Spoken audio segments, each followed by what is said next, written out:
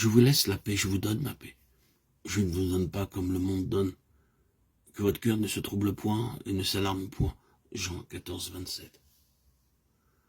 Il y a encore des luttes dans la vie du chrétien spirituel, car la croissance s'opère par conquêtes successives, sans que notre paix soit troublée par ces conflits.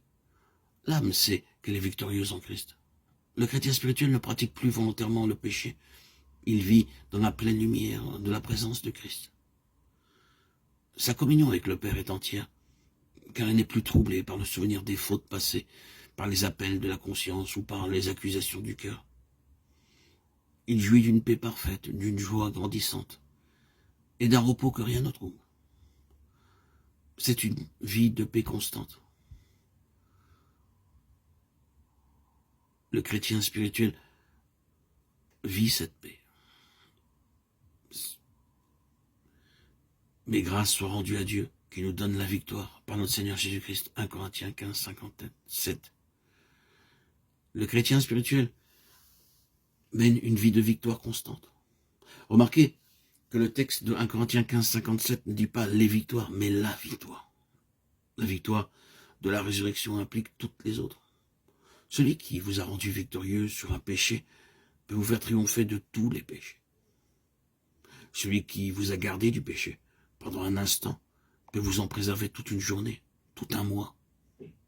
La victoire sur le péché nous est donnée par Christ, et elle est nôtre, pour autant que nous nous l'approprions. Mais dans toutes ces choses, nous sommes plus que vainqueurs par celui qui nous a aimés. Romains 8, 37. L'apôtre va plus loin encore. Il déclare que nous sommes plus vainqueurs par celui qui nous a aimés. Romains 8, 37.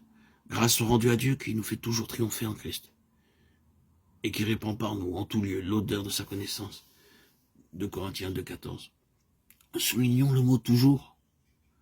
La victoire ne se produit pas qu'à certaines heures, dans certains lieux ou dans certaines circonstances. Dieu nous dit qu'il peut nous faire toujours triompher en Christ. Quelqu'un dira, c'est très facile pour vous d'affirmer que cette victoire est possible. Mais vous ne savez pas que j'ai dans ma famille une personne d'humeur acariâtre qui rend ma vie intenable.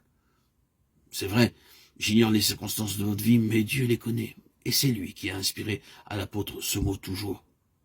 Ne voulez-vous pas croire que Dieu vous fera toujours triompher en Christ? J'ai choisi ces mots victoire constante avec attention. Par constante, j'entends que cette victoire deviendra habituelle. Cela veut dire non pas que le chrétien ne peut plus pécher, mais qu'il peut ne plus pécher. Le péché habitué, le péché habitude, ne sera alors plus la règle de sa vie.